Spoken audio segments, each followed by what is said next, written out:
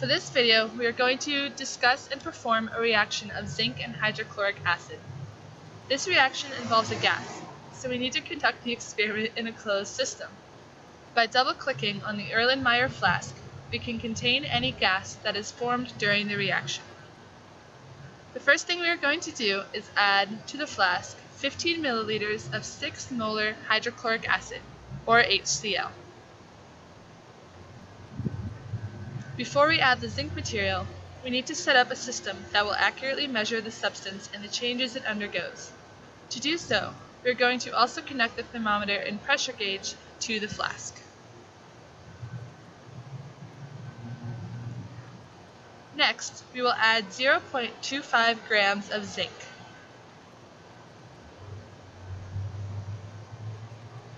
As you can see, the solution starts to bubble, indicating the formation of a gas. Also notice that the temperature and pressure rise dramatically. This means that a reaction has occurred. Eventually, the solution will stop bubbling and the temperature and pressure will begin to decrease. Once the solution cools to within half a degree of room temperature, which is 21.5 degrees Celsius, we will be able to make more observations.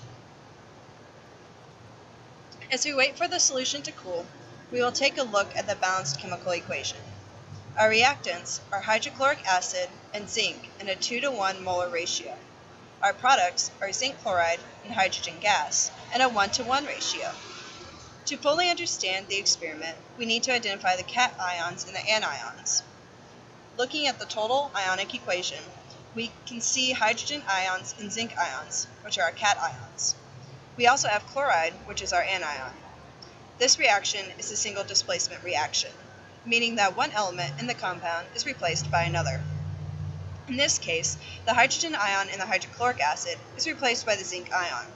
The products of this reaction are bonded together through ionic bonds, because the hydrochloric acid loses an electron, becoming just chloride, but then the bonds with the zinc and ion forming zinc chloride.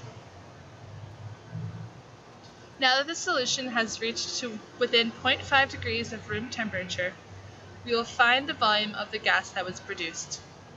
To do this, we will insert a syringe into the flask and extract the gas. We can then observe the volume of the gas by scrolling over the syringe. Because the volume of the gas was smaller than the size of the flask, the experiment was safely contained. If the volume of the gas were too great to be contained in the flask, it could potentially lead to an explosion.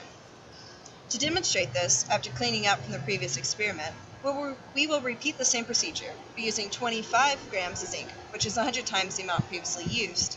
This will allow more of the zinc and hydrochloric acid to react, thereby producing more hydrogen gas.